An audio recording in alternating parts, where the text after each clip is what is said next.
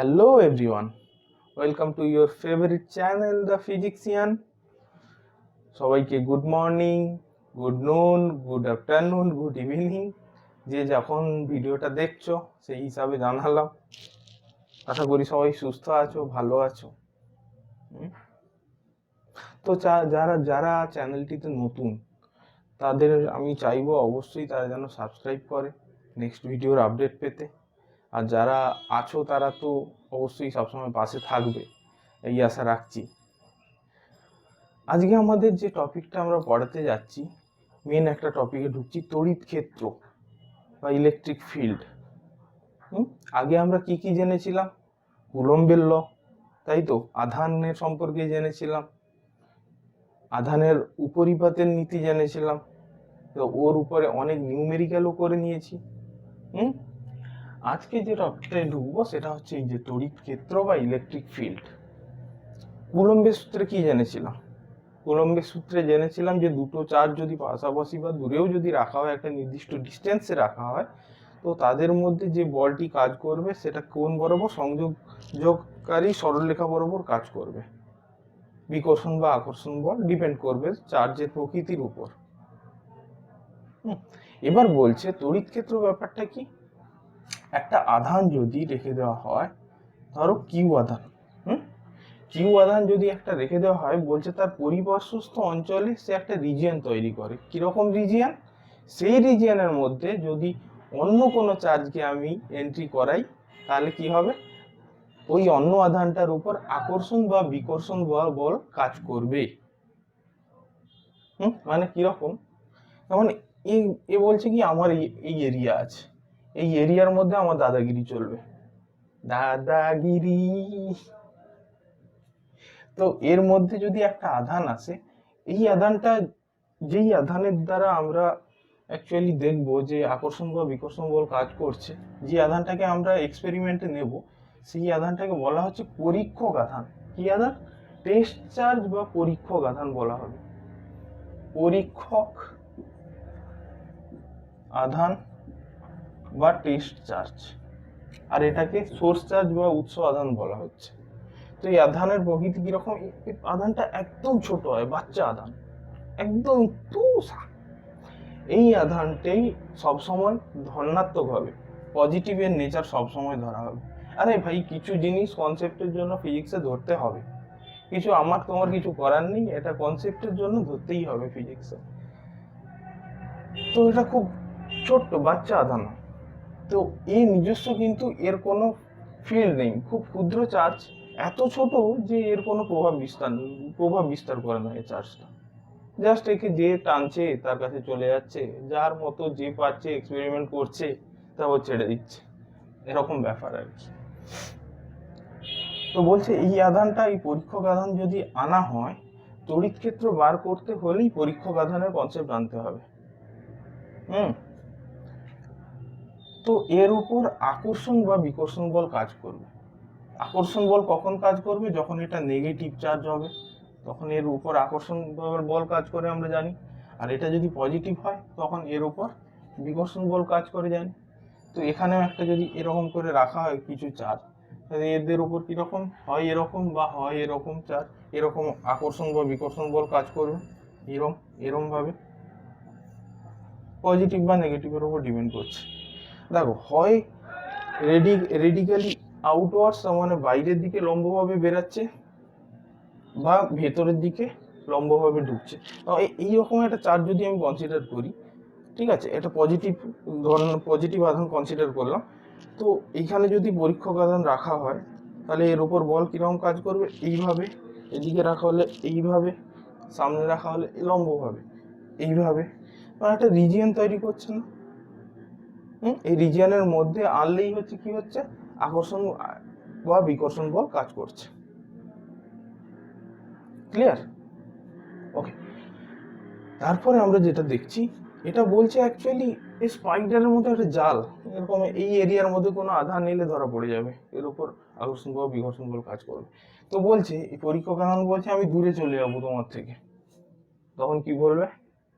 हमारे नजरों से तो दूर चले जाओगे, लेकिन दिल से दूर कैसे जाओगे? हम तुम्हें महसूस कर सकते हैं जहां भी जाओ। আরে यार शायरी হয়ে গেল। তো অ্যাকচুয়ালি যেখানেই যাক, যত দূরেই যাক, এর উপর কিন্তু একটা আকর্ষণ বা বিকর্ষণ বল কাজ করবে, কিন্তু সেটা অনুভূত হবে না এক্সপেরিমেন্টালি। অ্যাকচুয়ালি এর যে তড়িৎ ক্ষেত্র থাকবে না, এটা ইনফিনিটি পর্যন্ত বিস্তার করে থাকবে, কিন্তু অনুভূত হবে না। এক্সপেরিমেন্টালি আমরা দেখতে পাবো যে এটার কোনো প্রভাব নেই একটা সার্টেন রিজিয়নের পরে। এই রিজিয়নের পরে ধরলাম এর কোনো প্রভাব আমরা দেখতে পাচ্ছি না, কিন্তু অ্যাকচুয়ালি এর ইলেকট্রিক ফিল্ড ইনফিনিটি পর্যন্ত বিস্তার থাকবে, ইনফিনিটি পর্যন্ত। ক্লিয়ার? কিছুটা পরিষ্কার করতে পেরেছি ধারণাটা মনে হচ্ছে। তার মানে বলছে এইরকম ব্যাপারটা যদি লিখি, এইদিকে লিখছি, কোনো আধানের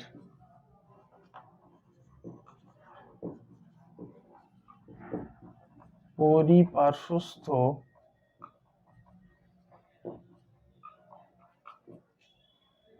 যতটা অঞ্চলে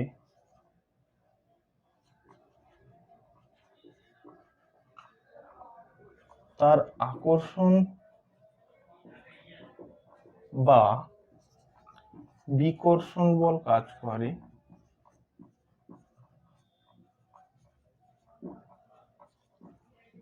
অর্থাৎ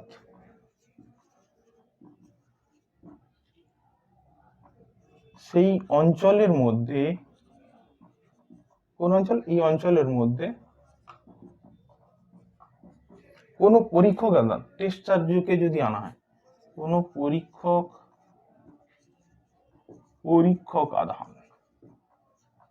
আধানকে আনা হলে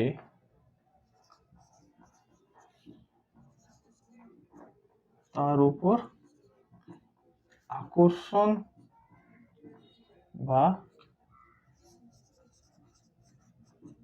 বিকর্ষণ বল কাজ করবে। ক্লিয়ার? বোঝা গেল ব্যাপারটা? ওকে। তারপর যেটা আসছি, ইলেকট্রিক ফিল্ড ইন্টেন্সিটি, যেটাকে আরেক কথা কি বলা হচ্ছে, তড়িৎ ক্ষেত্র প্রাবল্য।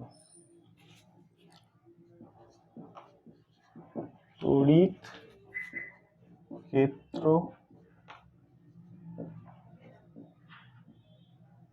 প্রাবল্য।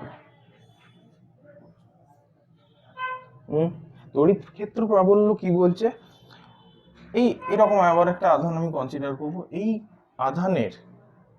আধানের তড়িৎ ক্ষেত্রের মধ্যে কোনো ধনাত্মক পজিটিভ আধান, কোনো ধনাত্মক আধান, একক আধান, অ্যাকচুয়ালি ধনাত্মক একক আধানকে নিয়ে আসা হলে তার উপর যে পরিমাণ আকর্ষণ বা বিকর্ষণ বল কাজ করবে তাকে বলা হবে এই চার্জের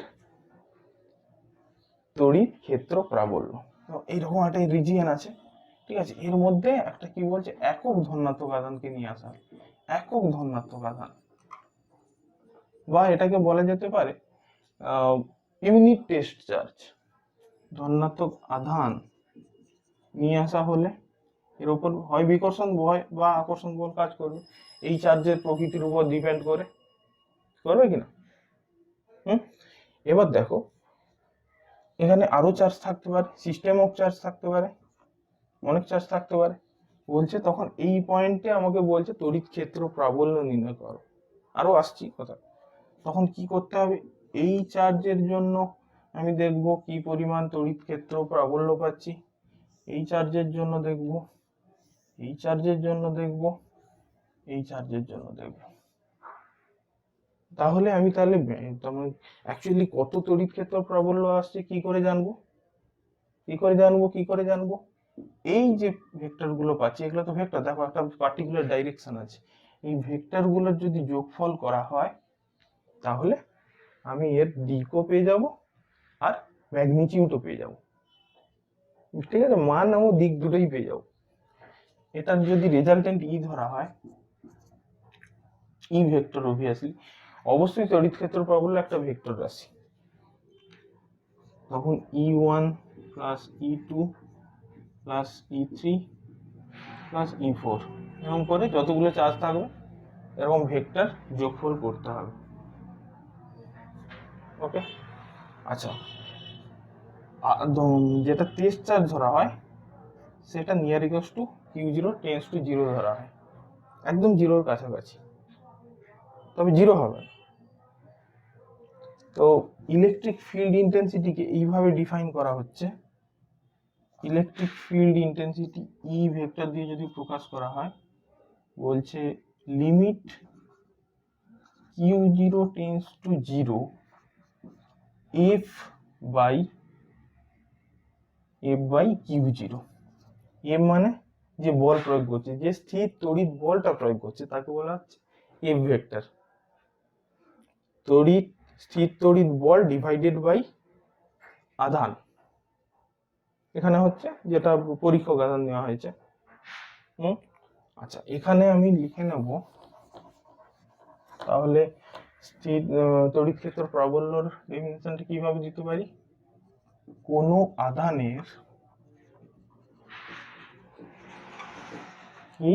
আধানের তড়িৎ ক্ষেত্রের মধ্যে এই রিজিয়নের মধ্যে একটি ধনাত্মক একক আধান বা একক পরীক্ষক আধানকে নিয়ে আসা হলে, পরীক্ষক আধান এটা ব্র্যাকেটের মধ্যে রাখতে পারো, পরীক্ষক আধানকে নিয়ে আসা হলে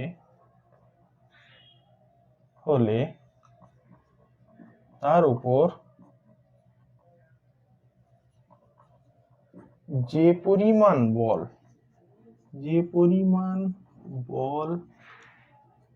বল ফোর্স প্রযুক্ত হবে তাকে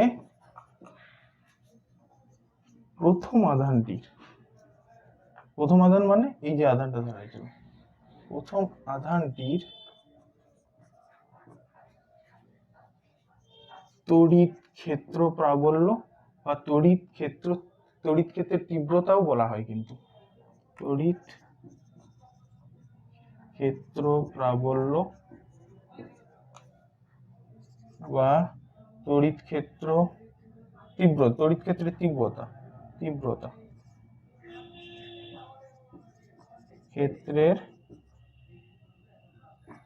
তীব্রতা বা যেটাকে বলা হচ্ছে ইলেকট্রিক ফিল্ড ইন্টেন্সিটি, তীব্রতা বলা হয়। Am I clear? Okay, note করার থাকলে করে নাও। বেশ, তাহলে একটা জিনিস দেখো থেকে এই এক্সপ্রেশনটা থেকে আমি এর তড়িৎ ক্ষেত্র প্রাবল্যর একক বার করতে পারছি কিনা। কি হচ্ছে, বল বাই আধান, তাহলে একক এখানে মুছে দেই। এটা একদম কুলম্বের যেরকম সূত্র পড়েছিলাম একদম সেম টু সেম, দেখে পরিষ্কার হয়ে যাবে ধীরে ধীরে। একক এসআই একক কি, ফোর্সের এসআই একক কি হয়, নিউটন এন লিখছি, আর চার্জের একক কুলম্ব ইনভাইসি বা নিউটন পার কুলম্ব। একে অন্যভাবেও লেখা যায়, কিভাবে দেখো, নিউটন ইন্টু মিটার করে দিই, কুলম্ব ইন্টু মিটার করতে হবে তাহলে। ওকে, তো নিউটন ইন্টু মিটার মানে কি জানি, জুল কার্য, ফোর্স ইন্টু ডিস্টেন্স মানে কার্য, joule divided by coulomb into metre,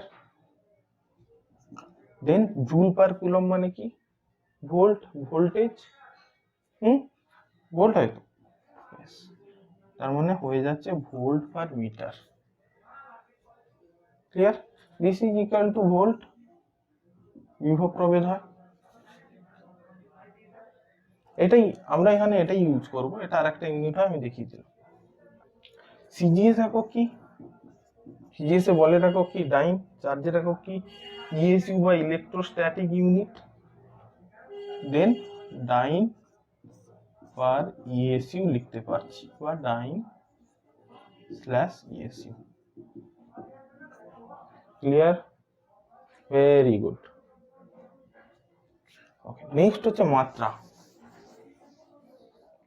একটু দেওয়া আছে, অবশ্যই করতে হবে এগুলো, 1 নম্বর দিয়ে দিতেই পারে। মাত্রা ডাইমেনশন কি হচ্ছে? ইকুয়ালস টু, দেখো ফোর্সের মাত্রা কি? ml t টু দি পাওয়ার -2 হয় না, তাই তো? আধানের মাত্রা কিউ ইকুয়ালস টু কি হয়? তড়িৎ প্রবাহ ইনটু টাইম। তড়িৎ প্রবাহ ইনটু টাইম হলে I ইনটু টি, আইটি, এটা উপরে উঠে যাবে। Then M L T to the power -3 I inverse. Noise আসছে খুব।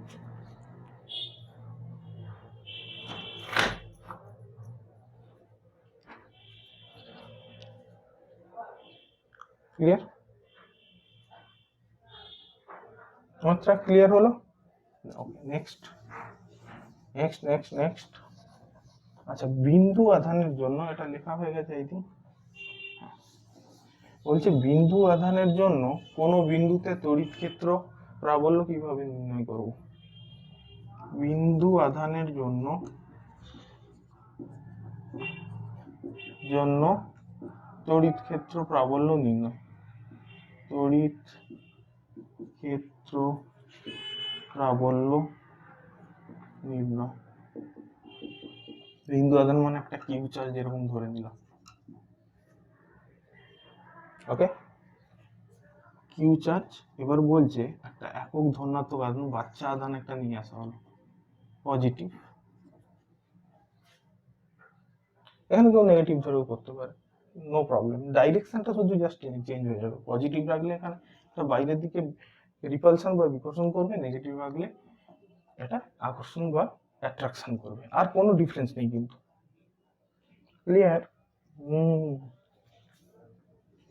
ওকে,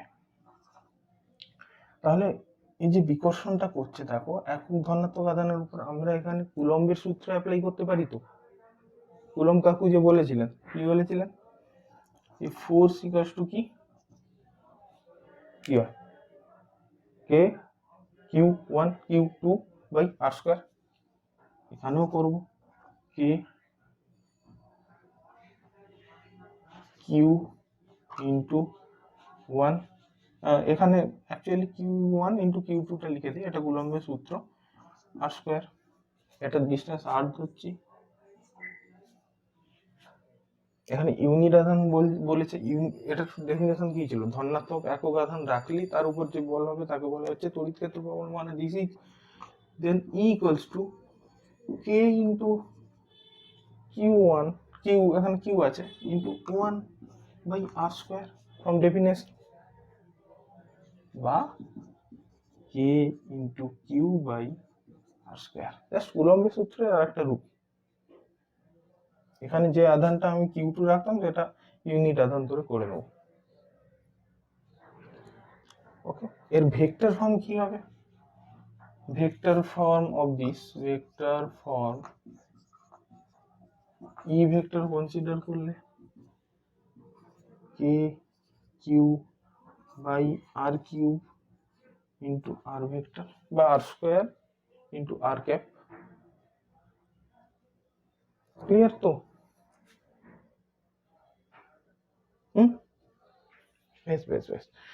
তারপরে যেটা আসছি, যে দেখো এটা তো একটা ভেক্টর রাশি দেখলাম, তড়িৎ ক্ষেত্র প্রবল একটা অবশ্যই ভেক্টর রাশি। এবার এখান থেকে যদি আমি সিজিএস ইউনিটে আমি দেখি, সিজিএস ইউনিটে যদি শূন্য মাধ্যম ধরা হয় তখন কে ইকুয়াল টু কি দাঁড়ায়? অ্যাকচুয়ালি এটা কে প্রাইম ধরেছিলাম না। ওকে, নো, এটা কে ধরেও করতে পারে। E equals to Q prime dash equals to 1, so E equals to this, এই মানটা ধরে অ্যাকচুয়ালি করব, E equals to কি হয়ে যাচ্ছে Q by R square. Okay, clear? Okay, এসআইতে যেটা হবে সেটা হচ্ছে কে ড্যাশের ভ্যালু কি, কে ড্যাশের ভ্যালু ছিল 1/4 পাই এপসাইলন 0, জাস্ট কে এর জায়গায় ওই ভ্যালুটা বসিয়ে দেবো। Then E equals to 1/4 pi epsilon into Q by R square. এবার যদি বায়ু মাধ্যম হয় এটা কি হবে, এখানে কে এর ভ্যালু 1 হয়ে যাবে, দেন এপসাইলন 0 চলে আসবে, তাই তো? এটার তো আরেকটা ফর্ম এইটা, 4 pi K into epsilon 0 into Q by R square. Relative permittivity থেকে এটা জেনেছিলাম, বা তড়িৎ তড়িৎ ভেদ্যতা থেকে এটা জেনেছিলাম। তো কে এর ভ্যালু যখন 1 হয়ে যাবে বায়ু মাধ্যমের জন্য, দেন কি হচ্ছে 1/4 pi epsilon 0 into Q by R square. Okay, বেশ। এরপরে এটা মোটামুটি গেল থিওরি পার্ট। তড়িৎ ক্ষেত্র বা তড়িৎ ক্ষেত্র প্রাবল্য জিনিসটা কি আমরা বুঝতে পারবো। এরপরে আসছি কিছু নিউমেরিক্যালে, একটা নিউমেরিক্যাল করবো। সব প্রচুর নিউমেরিক্যাল আছে এখানে অ্যাকচুয়ালি, তো সব তো করা সম্ভব না, কিছু আমি দেখিয়ে দিচ্ছি কিছু টাইপস, বই থেকেই নেওয়া। বলছে দুটি বিন্দু আধান কি কি, প্লাস 10 ESU অ্যান্ড এবং ইলেকট্রোস্ট্যাটিক ইউনিট এবং প্লাস 40 ESU ইলেকট্রোস্ট্যাটিক ইউনিট বায়ু মাধ্যমে কোন মাধ্যমে আছে, বায়ু মাধ্যমে মানে K equals to 1, বায়ু মাধ্যমে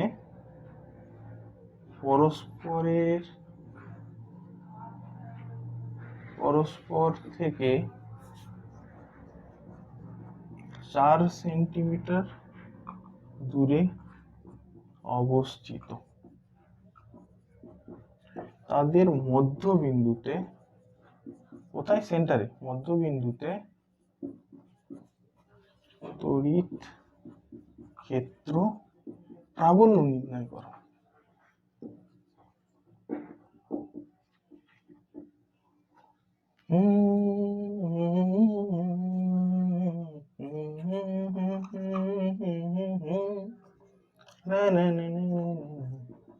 আচ্ছা, বিন্দু আধান একটা 10 ESU আর একটা কি বলেছে 40 ESU, বড় করে করছি যেহেতু বড় বলেছে। তো এদের মধ্যে ডিস্টেন্স বলে দিয়েছে যে 4 সেন্টিমিটার। বোঝা গেল যে দুটো বিন্দু আধান বায়ু মাধ্যমে আছে 4 সেন্টিমিটার ডিস্টেন্সে, দুটোর মধ্যে ডিস্টেন্স 4 সেন্টিমিটার।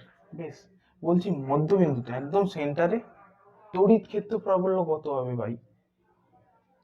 তার মানে এই চার্জ থেকে 2 সেন্টিমিটার দূরে আর এই চার্জ থেকে 2 সেন্টিমিটার দূরে মাঝ বিন্দুতে কি পরিমাণ তড়িৎ ক্ষেত্র প্রাবল্য হবে। কোশ্চেনটা আশা করি বোঝা গেছে সবার। বেশ, তো দেখো তো, এটা তো পজিটিভ চার্জ, এখানে একটা যদি পরীক্ষক আধান রাখা হয় Q0, তার এর উপর কোন দিকে বল প্রয়োগ করবে, অপোজিট ডাইরেকশনে বিকর্ষণ হবে, মানে এই দিকে বল প্রয়োগ হবে।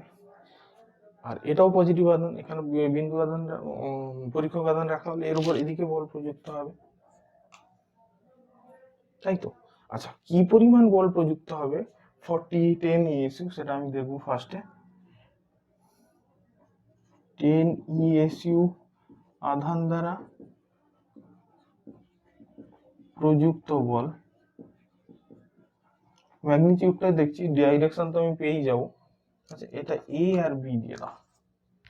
ওকে, তো কি বল দিচ্ছে, কি জানি Q by R square, actually K Q by R square, কিন্তু এখানে তো বায়ু মাধ্যম, কে এর ভ্যালু 1 হয়ে যাবে।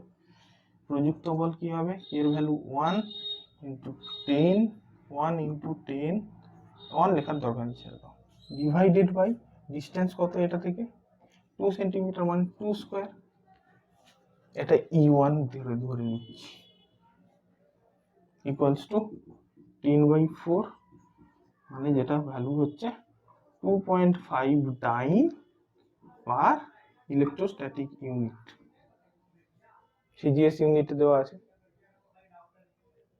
আচ্ছা এবার দেখি তো 40 ইএসইউর জন্য প্রযুক্ত বল কি, আধান দ্বারা প্রযুক্ত বল, খুবই ইজি একদম, একটু চিন্তা করলে বুঝতে পারবে, বোঝা যাচ্ছে আশা করছি, বোঝা যাচ্ছে তো। তো E2 ইকুয়ালস টু, দেখো এখানে চার্জ কত 40, 40 ডিভাইডেড বাই ডিস্টেন্স তো সেম 2 স্কোয়ার, মানে 40/4 equals to 10 dyne per ESU. Clear? আচ্ছা দেখো তো কোনটার ভ্যালু বেশি, কোনটার ক্ষেত্র প্রাবল্য বেশি, এইটার, তার মানে কি এদিকে বেশি ক্ষেত্র প্রাবল্য দেখা যাচ্ছে, মানে এই চার্জের দ্বারা প্রযুক্ত ক্ষেত্র প্রাবল্য এই চার্জের দ্বারা প্রযুক্ত ক্ষেত্র প্রাবল্যকে ডোমিনেট করে যাবে, হারিয়ে দেবে। E2 সঙ্গে E1 এর যুদ্ধ হলে E2 জিতবে, যে যেদিকে জিতবে তারই প্রকোপ হবে, তার মানে ইলেকট্রিক ক্ষেত্র প্রাবল্য, তড়িৎ ক্ষেত্র প্রাবল্য এই দিকে হবে, তার মানে from B to A direction, B এর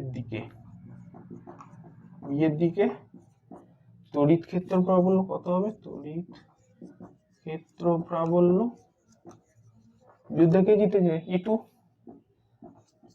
E2 minus E1 equals to 10 minus 2.5 equals to 7.5, তাই তো, হ্যাঁ, ডাইন আর ইএসইউ আমি পেয়ে যাচ্ছি। ক্লিয়ার, একদম ক্লিয়ার আশা করছি, বোঝা গেছে। তার মানে এই দিকে ইলেকট্রিক ফিল্ড ইন্টেন্সিটির ডাইরেকশন এই দিকে হবে, এই দিকে। আচ্ছা ইলেকট্রিক ফিল্ড বললে কিন্তু এখন বুঝে নিতে হবে যে ইলেকট্রিক ফিল্ড ইন্টেন্সিটির কথাই বলা হচ্ছে। বেশ। আচ্ছা নেক্সট আইডিয়ামে চলে যাবো, মানে নেক্সট নিউমেরিক্যালে কি আছে দেখি। এটা তোমাদের পরিচিত, এই যেটা নিউমেরিক্যালটা করতে যাচ্ছি সেটা তোমাদের পরিচিত, নিউমেরিক্যাল 2 কি বলেছে, দুটি বিন্দু আধান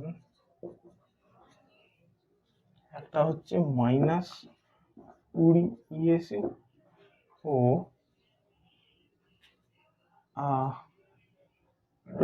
+80 ইএসইউ, এই বিন্দু আধান পরস্পরের থেকে কত দূরত্বে আছে, 50 সেন্টিমিটার দূরত্বে বায়ুতে অবস্থিত, বায়ু মাধ্যমে অবস্থিত। ওকে, দিন বলেছে যে তাদের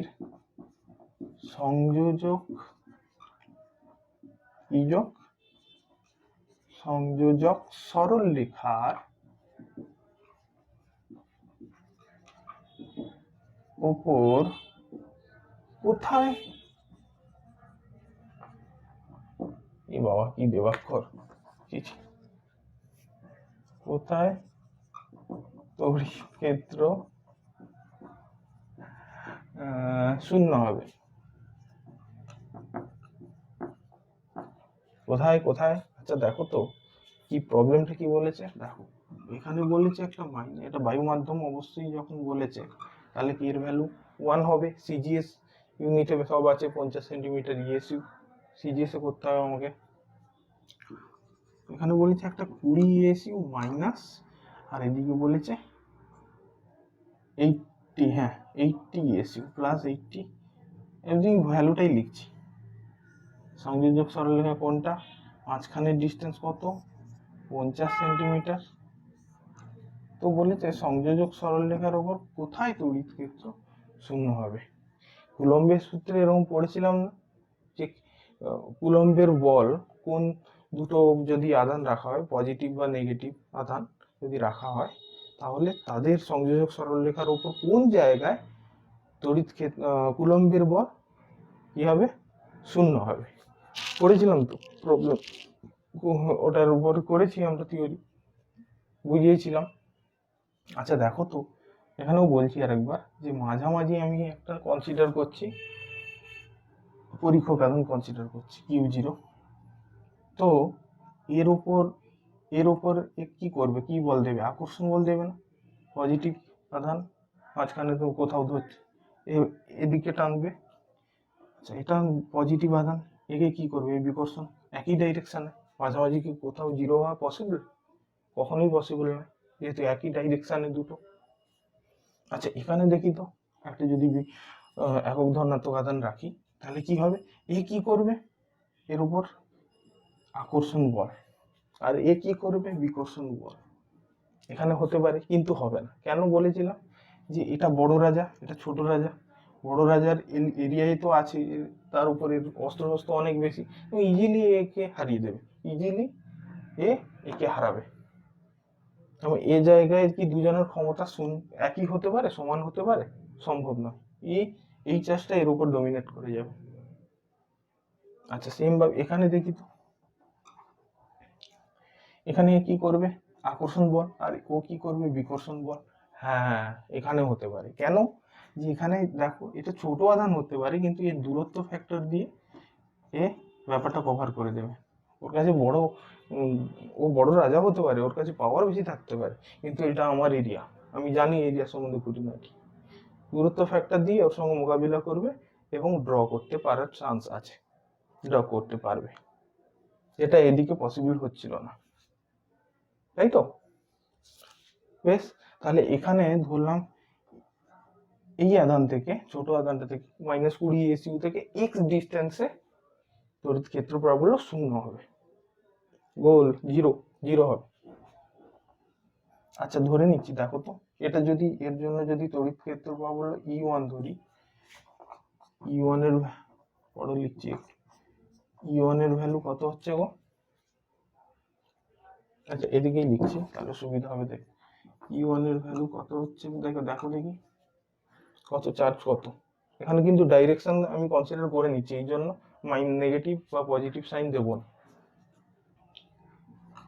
20, আচ্ছা এটা কিন্তু বায়ু মাধ্যম বলে দিয়েছি, K=1 হবে স্বাভাবিকভাবে, 20 বাই ডিস্টেন্স কত কনসিডার করেছি, x স্কয়ার, এটা হচ্ছে তড়িৎ ক্ষেত্র প্রাবল্য। আচ্ছা E2 কি কনসিডার করছি, E2 মানে কোনটা, এই আধানটা এর উপর যে পরিমাণ বিকর্ষণ বল দিচ্ছে, এই জায়গায় যে পরিমাণ বিকর্ষণ বল দিবে এখানে এক ধনাত্মক আধান রাখা হলে, কত হচ্ছে দেখো দেখি এবার, তাহলে 80 ডিভাইডেড বাই এই ডিস্টেন্সটা কত, 50 প্লাস এক্স, দেন 50 প্লাস এক্স এর হোল স্কয়ার। এই দুটোর ভ্যালু তো সমান হতে হবে, এই দুটোর ভ্যালু সমান হলে তখনই তো শূন্য হবে এই জায়গায়। হ্যাঁ, তার মানে কি বলতে পারবো আমি, E1 equals to E2 or 20 divided by x square equals to 80 divided by 50 plus x এর হোল স্কয়ার, হোল স্কয়ার তো। আচ্ছা 0 0 কেটে গেল, 2 2 কেটে 2 8 কাটবে, 4 হবে, 50 প্লাস এক্স এর whole square divided by x square equals to কত হচ্ছে, 4 4, হ্যাঁ 4 4 মানে 2 স্কয়ার। আচ্ছা এটাকে এইভাবে লিখে দিতে পারি, আচ্ছা নেক্সট স্টেপে লিখছি, 50 প্লাস এক্স এর whole square equals to 2 square. তার মানে এটা কি বলতে পারছি, 50 plus x divided by x equal to plus minus two. এবার দুটো কেস অ্যারাইজ করছে, একটা প্লাসের জন্য দেখবো, একটা মাইনাসের জন্য দেখবো। এখানেই দেখছি, দেখো ফার্স্ট কেস 1 নম্বর দেখছি এটা 50 plus x equals x by x equals to plus 2। তাহলে এটা কত হয়ে যাচ্ছে, 2x এদিকে গেল, এদিকে একটা x গেলে x ইকুয়ালস টু 50। আর একটা কি কেস কি দেখবো, 50 plus x divided by x equals to -2। -2x, এক্সটা গেলে -3x হয়ে যাবে, ইকুয়ালস টু 50 और x ইকুয়ালস টু 50/3। কোনটা পসিবল, এটা না এটা? বাবু কি বলেছিলাম, এটা পসিবল নয়, এইটাই হবে। কারণ দেখো দেখি, এই জায়গায় এক্স এর ভ্যালু বসাও, মাইনাস ভ্যালুটা কত হচ্ছে 50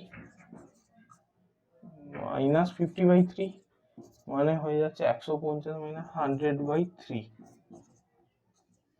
এটা 33 মতো। এটা থেকে এইটা মাইনাস করলে কত হয়, আমার দেখা গেল এই জায়গায় কোথায় শূন্য হবে, মাঝামাঝি কোথায় শূন্য হওয়া যাচ্ছে হচ্ছিল, একই দিকে তো তড়িৎ ক্ষেত্র প্রাবল্যের অভিমুখ ছিল, এই জায়গায় শূন্য হচ্ছিল না, তার মানে এই কেসও আমাকে কাটতে হবে, এই কেস পসিবল নয়। তাহলে কোনটা 50, তার মানে এই ছোট চার্জ থেকে 50 সেন্টিমিটার দূরে, কোন দিকে, ছোট চার্জ থেকে বাইরের দিকে, এটা এ বি ধরলে বি এ অভিমুখে, বি এর বাইরের দিকে, এই ছোট চার্জ থেকে 50, এইটা এক্স ধরেছিলাম, 50 সেন্টিমিটার দূরে তড়িৎ ক্ষেত্র প্রাবল্যের মান 0 হবে। পরিষ্কার, একদম পরিষ্কার হওয়া উচিত।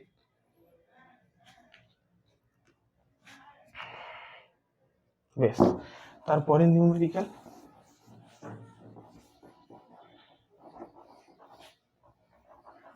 আচ্ছা দেখো, এটা তোমরা একটু চিন্তা করো তো, এটা আমি বলেছিলাম,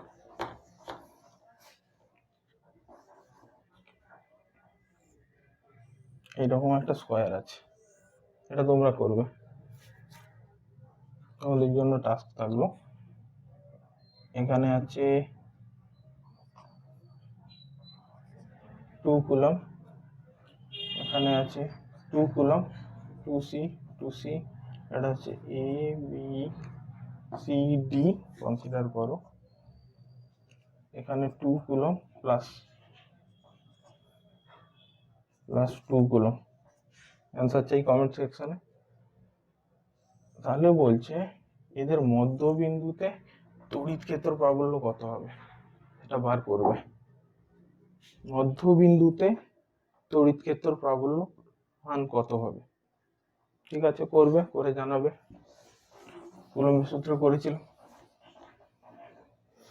আচ্ছা এবার দেখো, বলেছে একটা এরকম সার্কেল আছে, তো আছে, বেশ, আমি কি করতে পারি, বলছে এরকম দুটো ব্যাস আছে, যেটা কিরকম, সমকৌণিক ব্যাস, এটা সিডি ধরো, সমকৌণিক ব্যাস মানে তাদের মধ্যেকার অ্যাঙ্গেল কত, 90 ডিগ্রি। 90 ডিগ্রি কখন হয়, যখন দুটো ব্যাস কেন্দ্র দিয়ে পাস করে, সেন্টার দিয়ে পাস করে, তখনই শুধুমাত্র এই ব্যাপারটা কিন্তু ঘটবে।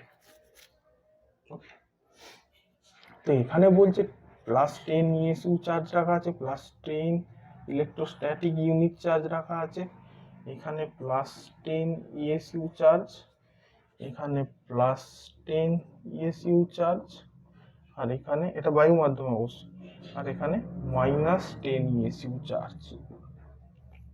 বৃত্তটার পরিধি দিয়ে দিয়েছে 25, বায়ু মাধ্যমে। এবার বলেছে এর কেন্দ্রবিন্দুতে তড়িৎ ক্ষেত্র প্রাবল্য নির্ণয় করো। ওকে, আচ্ছা দেখো, এটার পরিধি দিয়েছে 25, তার মানে এটা তো বলতে পারি 2πr = 25। এখান থেকে দেখো আর পেয়ে যাচ্ছি 10 সেন্টিমিটার, মানে কি বলতে পারছি, এখান থেকে ডিস্টেন্স 10, এটা 10, এটা 10, এটাও 10, এটাও 10, এটাও 10, এটাও 10, আর প্রত্যেকটা আধান থেকে মধ্যবিন্দু সমান দূরত্বে অবস্থিত। তাহলে দেখো এই চার্জটা আর এই চার্জটার জন্য কনসিডার যদি কি করি, আমি কি দেখতে পাবো, এ হচ্ছে কোন দিকে তড়িৎ ক্ষেত্র প্রাবল্য হবে, সেন্টারের দিকে। এর তড়িৎ ক্ষেত্র প্রাবল্য সেন্টারের দিকে হবে তো। একক ধনাত্মক আধান রাখলে এও বিকর্ষণ করবে, একক ধনাত্মক আধান রাখলে এও বিকর্ষণ করবে। এবার দেখো এদের ভ্যালু দুটো পরস্পর ক্যান্সেল হয়ে যাবে, কারণ ইকুয়াল ভ্যালু আছে আর এক্স্যাক্টলি অপোজিট ডাইরেকশন। তাই কি হবে, এই জায়গায় এ চার্জ ও বি চার্জের জন্য তড়িৎ ক্ষেত্র প্রাবল্য শূন্য হবে। ক্যান্সেল হয়ে গেল অপোজিটে। এবার দেখবো সি চার্জের জন্য ও বিন্দুতে, সি বিন্দুতে 10 এসিউর জন্য, সি বিন্দুর প্লাস 10 ইএসইউ ইলেকট্রোস্ট্যাটিক ইউনিট আধানের জন্য ও বিন্দুতে, তাই তো, ও বিন্দুতে ক্ষেত্র প্রাবল্য কত হচ্ছে গো, দেখো দেখি, এটা 10 সেন্টিমিটার, এটা 10 ইএসইউ, তার মানে এটা যদি E1 ধরি, এটা যদি E1 ধরি, তাহলে কত হচ্ছে, E1 ইকুয়াল টু 10, শূন্য মাধ্যম ধরেছি, K ইকুয়াল টু 1, 10/10 স্কয়ার, ডাইন পার কি হয় ইউনিট ভুলে গেছো, ডাইন পার ইএসইউ, 10/100 মানে হয়ে যাচ্ছে 1/10 ডাইন পার ইএসইউ। ক্লিয়ার? কোন দিকে ডাইরেকশন, এই দিকে বিকর্ষণ করবে। আচ্ছা, -10 এর জন্য কি দেখবো, কি করবে, -10 আকর্ষণ করবে। এই বিন্দুতে তড়িৎ ক্ষেত্র প্রাবল্য নির্ণয় করতে গেলে এদিকে টানবে, এখানে একক ধনাত্মক আধান রাখলে। তাহলে ডি বিন্দুর -10 ইএসইউ আধানের জন্য ও বিন্দুতে প্রাবল্য, তো ক্ষেত্র প্রাবল্য, তড়িৎ ক্ষেত্র প্রাবল্য কত, E2 যদি কনসিডার করি, এটাও দেখো, সাইন বসাবো না কিন্তু, আমি যেহেতু ডাইরেকশন কনসিডার করে নিচ্ছি, 10/10 স্কয়ার, মানে এটাও হচ্ছে দেখো 1/10 ডাইন পার ইএসইউ, হচ্ছে কি না। এবার দেখো এই দুটো যেহেতু একই দিকে অভিমুখ, একই দিকে যদি দুটো ভেক্টর হয়, তাহলে আমি কি করতে পারি, অ্যাড করতে পারি সিম্পল, তাই তো। এ বি দুটো যদি একই দিকে ডাইরেকশনে ভেক্টর হয়, then we can add them. তাহলে ও বিন্দুতে, আচ্ছা E3, এটা যদি E3 ধরি আর এটা যদি E4 ধরি, E3 ইকুয়ালস টু E4, আমরা এখানে তড়িৎ ক্ষেত্র প্রাবল্য দুজনকে ক্যান্সেল করবে। তাহলে ও বিন্দুতে ক্ষেত্র প্রাবল্য কার জন্য থাকবে, সি বিন্দুতে চার্জের জন্য, ডি বিন্দুতে চার্জের জন্য।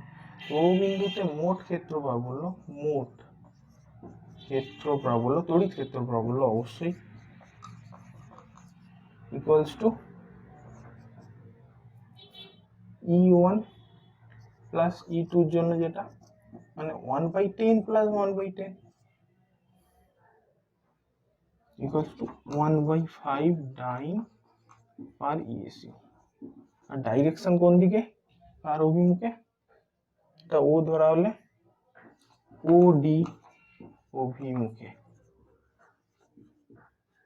ক্লিয়ার? এদিকে, এইদিকে, এইদিকে ডাইরেকশন ওডি, পরিষ্কার? ক্লিয়ার? ওকে, নেক্সট টপিক আসবো, আহিত পরিবাহীর জন্য বাইরের কোনো বিন্দুতে মোট তড়িৎ ক্ষেত্র প্রাবল্য কত হবে। কি, আহিত পরিবাহী, যেটার মধ্যে চার্জ আছে, আহিত পরিবাহীর মধ্যে, পরিবাহীর জন্য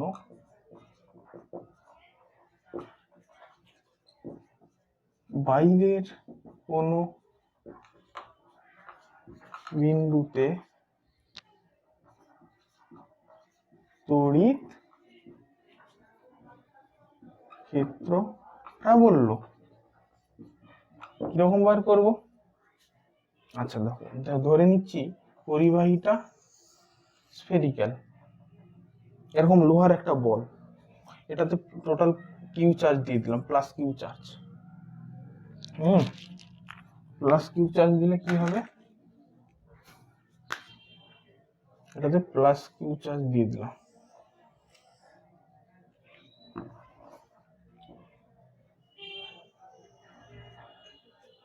ওকে, বলছে জাস্ট বাইরে, পরিবাহীর জাস্ট বাইরে, এটা সেন্টার যদি ও ধরে নিই আর এটা রেডিয়াস যদি আর ধরে নিই স্মল আর, জাস্ট বাইরে তড়িৎ ক্ষেত্র প্রাবল্য নির্ণয় করো।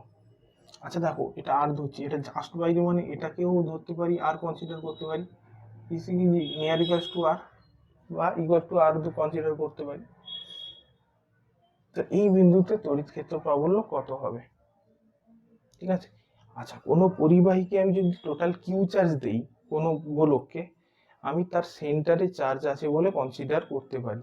এটা পরিষ্কার হবে কোন জায়গায় গিয়ে, যখন আমরা গস ল পড়বো না, গাউসের উপপাদ্য পড়বো, তখন আমাদের এর সম্পর্কে আইডিয়া ক্লিয়ার হয়ে যাবে। তো আমি সেন্টার প্লাস কিউ চার্জ আছে কনসিডার করে নিচ্ছি। এটা বায়ু মাধ্যমে আছে ধরে নিচ্ছি, যদি বায়ু মাধ্যম নাও ধরা, এমনি জেনারেল কেসে করো প্রথমে। তো এটা যদি পি বিন্দু হয়, তো কিউ চার্জের জন্য, কিউ আধানের জন্য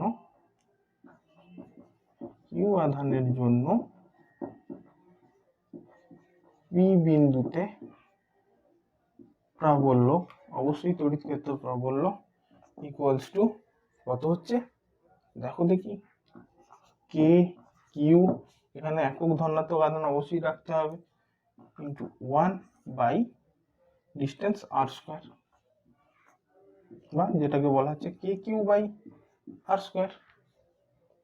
আচ্ছা, গোলক, তো গোলকের হচ্ছে যে সারফেস এরিয়া কত ধরা হয়, 4 পাই আর স্কয়ার না, 4 পাই আর স্কয়ার। এবার বলছে গোলকের তলমাত্রিক ঘনত্ব আমরা কিভাবে বার করব? তলমাত্রিক চার্জের আধান ঘনত্ব যেটা বার করব কি, টোটাল চার্জ ডিভাইডেড বাই যদি সারফেস এরিয়া দিয়ে যদি ডিভাইড করে দিই, তাহলে কি হবে, তলমাত্রিক ঘনত্ব পেয়ে যাব, যেটাকে সিগমা বলা হয়। তো sigma equals to Q total charge divided by আধানের total surface area R square. Then Q equals to কি বলতে পারছি, sigma into 4 pi R square.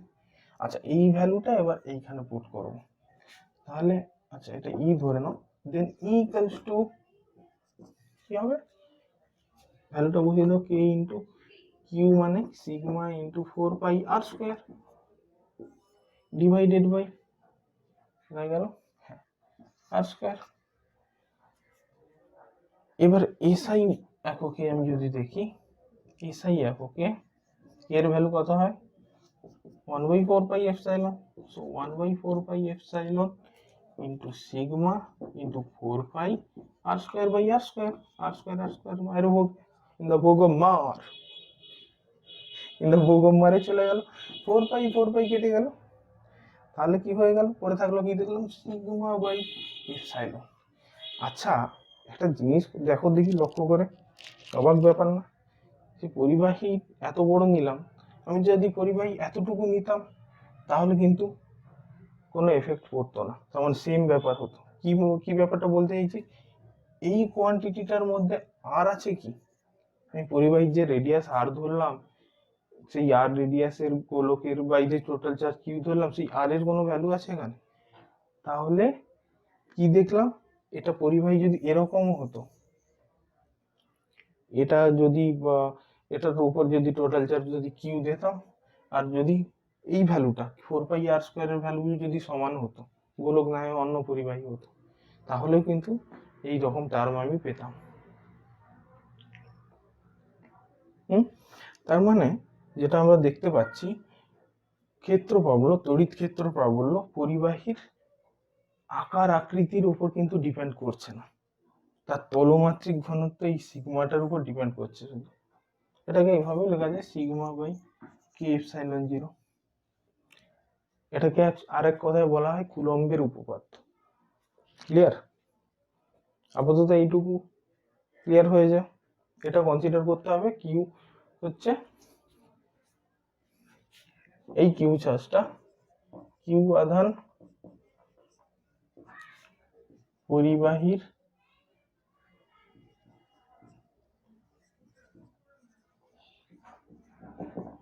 কেন্দ্রে থাকবে বলে ধরা যায়। বললাম তো এটা গাউসের উপপাদ্যে আমরা পরিষ্কার আরো ক্লিয়ার আইডিয়া হয়ে যাবে। নেক্সট যে লেকচার আসবে সেটা আমরা কি পড়বো, তড়িৎ বলরেখা পড়বো, লাইন অফ ফোর্স।